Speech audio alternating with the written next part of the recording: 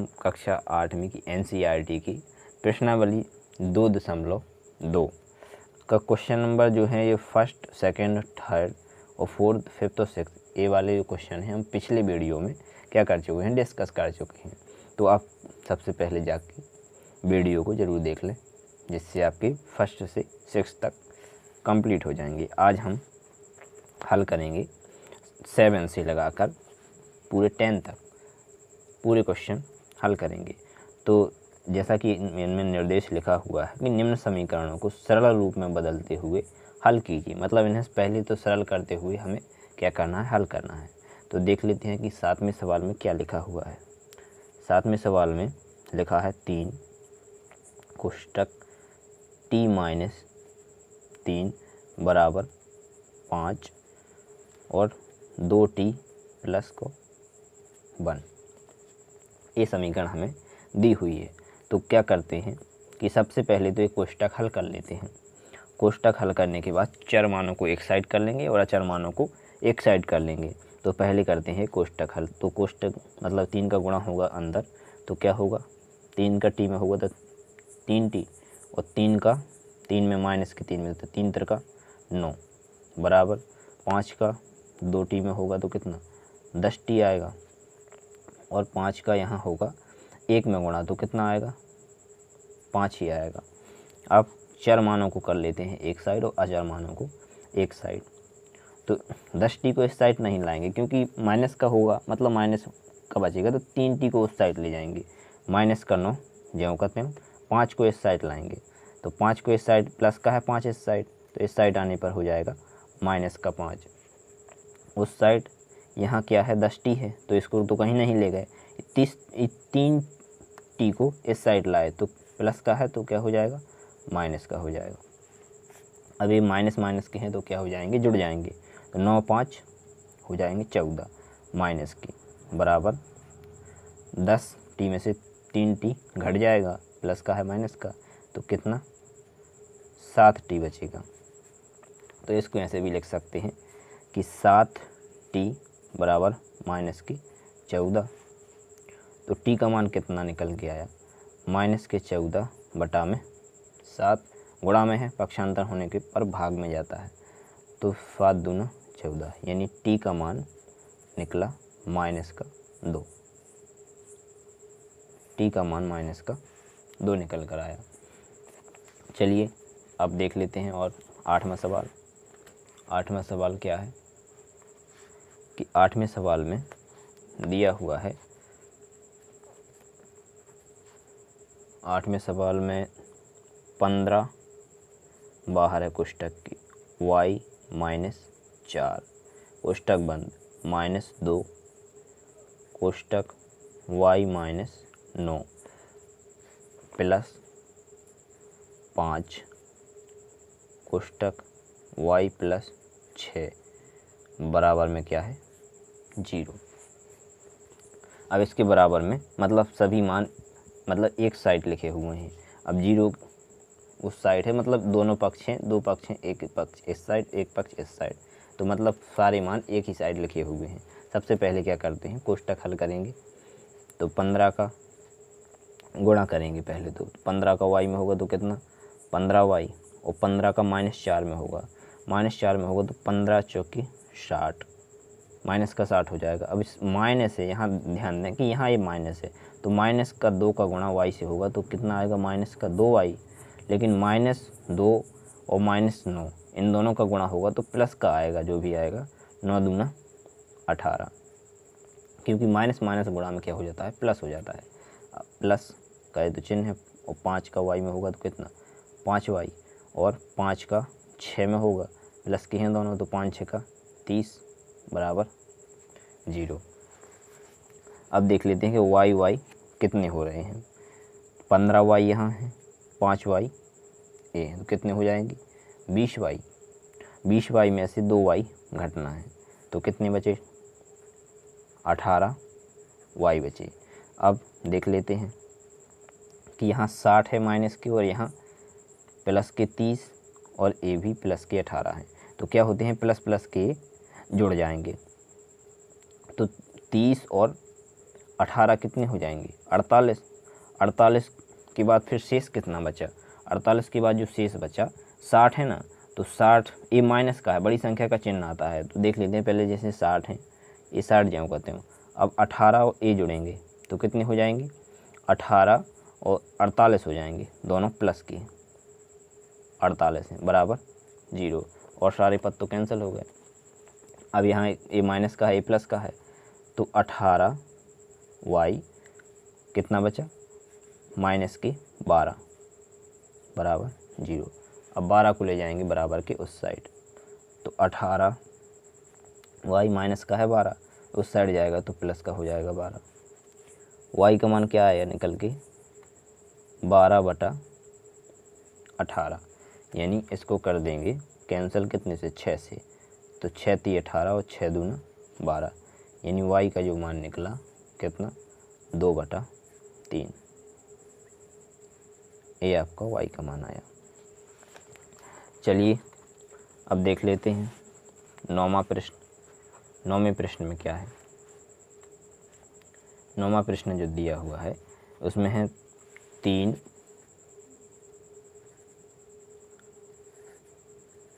फिर कोष्टक लगा हुआ है, 3 माइनस 5 जेड माइनस का कितना है 7, माइनस का 7 है,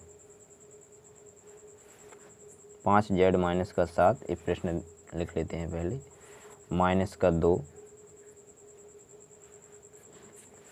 9 जेड, 9 जेड माइनस का 11, माइनस का 11 बराबर, ये बराबर का साइन है 4 कोष्टक में है 8 जेड माइनस का 13, और फिर बाहर क्या दिया हुआ है, बाहर जो है माइनस का 17, केवल माइनस का 17 है। तो चलिए प्रश्न को एक बार क्या करते हैं, देख लेते हैं कि प्रश्न सही है कि नहीं। यानी 3 कोष्टक में 5 जेड माइनस 7 माइनस का 2 9 जेड माइनस का 11 बराबर 4 8 जेड माइनस का 13 और माइनस का 17। चलिए प्रश्न क्लियर है। अब क्या करते हैं, सबसे पहले कोष्टकों को हल करते हैं। कोष्टक को हल करेंगे तो क्या 3 का 5 में गुणा 5 है, कितना 15 जेड, 3 का होगा 7 में, तो 30 7 21। अब माइनस का 2 है, तो माइनस का 2 है तो 2 का गुणा होंगे, मतलब माइनस का 2 है तो 9 दूना 18 जेड, और माइनस का 2 का माइनस का 11 में गुणा होगा तो कितना, माइनस माइनस का हाथ दोनों तो क्या आएगा प्लस, तो 2 का 11 होगा कितना 22 आएगा।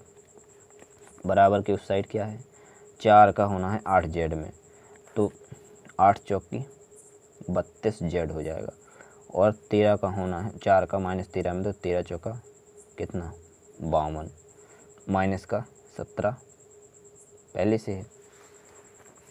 अब क्या करेंगे कि ये 15 जेड है और ये 18 जेड है, तो सबसे पहले एक साइड वाले पदों को कर लेते हैं कैंसिल। तो यहाँ कितना बचा 18 जेड माइनस के हैं और प्लस के 15, तो कितना बचा माइनस का 3 जेड, और यहाँ कितना ए माइनस का 21 है और प्लस का 22 घट जाएंगे, तो कितना बचेगा केवल 1 बचेगा, प्लस का 1 बचेगा। अब उस साइड क्या बच रहा है देख लेते हैं, 32 जेड तो ज्यों का त्यों रहेगा, 32 जेड तो कुछ नहीं होगा, 52 में क्या होगा ये 17 जुड़ेगा, क्योंकि माइनस माइनस के हैं तो जुड़ने के बाद चिन्ह में भी माइनस का ही आएगा। तो 7 में 2 जुड़ी 9 और 5 में 1 जोड़ी कितना 6, इतना आया। तो चर मानों को क्या कर लेते हैं एक साइड, और अचर मानों को क्या कर लेते हैं एक साइड। तो इस एक मतलब 32 जेड 3 जेड का उस साइड पक्षांतर कर देते हैं, और इस 69 को क्या करेंगे इस साइड लाएंगे। एक तो ज्यों कहते हैं 69 यहाँ कितना माइनस का है, तो इस साइड आने पर कितना प्लस का हो जाएगा। 32 जेड ज्यों कहते हैं 3 जेड माइनस का है, तो उस साइड जाने पर कितना हो जाएगा प्लस का हो जाएगा 3 जेड। ये कितना हो रहा है 70, ये दोनों जोड़ने पे कितना 35Z। इसको ऐसे भी लिख सकते हैं 35Z बराबर में 70।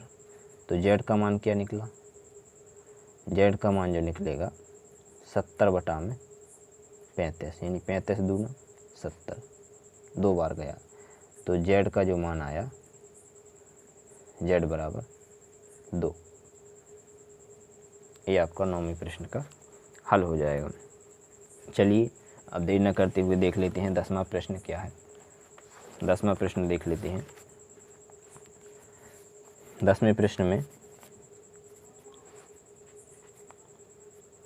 लिखा हुआ है 0.25 कोष्टक 4f-3 बराबर 0.05 कोष्टक 10f-9 ये लिखा हुआ है प्रश्न।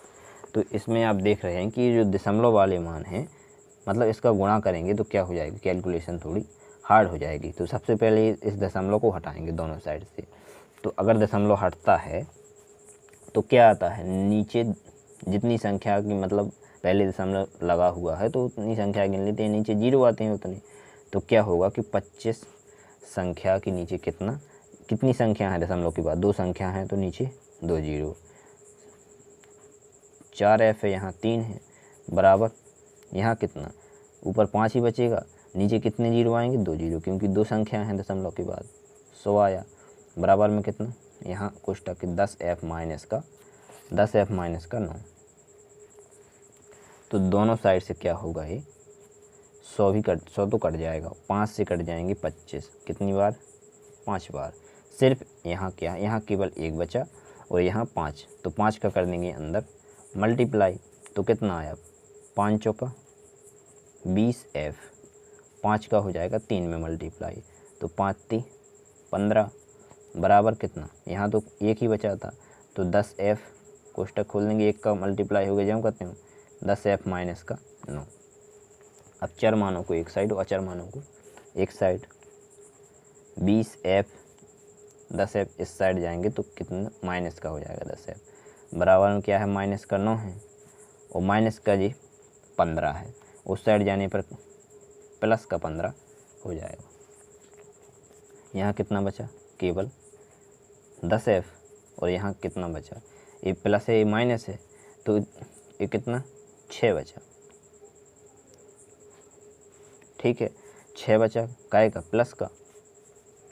f का मान कितना आया, 6/10।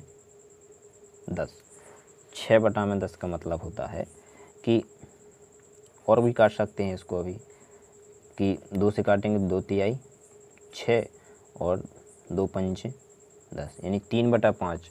3/5 को क्या मतलब अगर और तोड़ें और भाग लगा दें अगर इसका, ये भी आंसर सही है। और अगर इसको और हल करें तो क्या करेंगे, अगर इसका भाग लगाएंगे तो 0 में जाएगा, तो 0 ये 30 बन जाएगा, तो 5 6 का 30। f का जो मान निकला 0.6 आ जाएगा। इस प्रकार आपकी प्रश्नावली 2.2 के सारे सवाल कंप्लीट होते हैं। तो इसकी पहली जो प्रश्नावली है 2.1 वो भी हमने संपूर्ण उसका हल करवाया है, तो आप सबसे पहले जाकर उस वीडियो को देखें। और एक पार्ट का भी हमने क्या करवाया है, संपूर्ण हल करवाया है, तो आप उसको भी देख लें।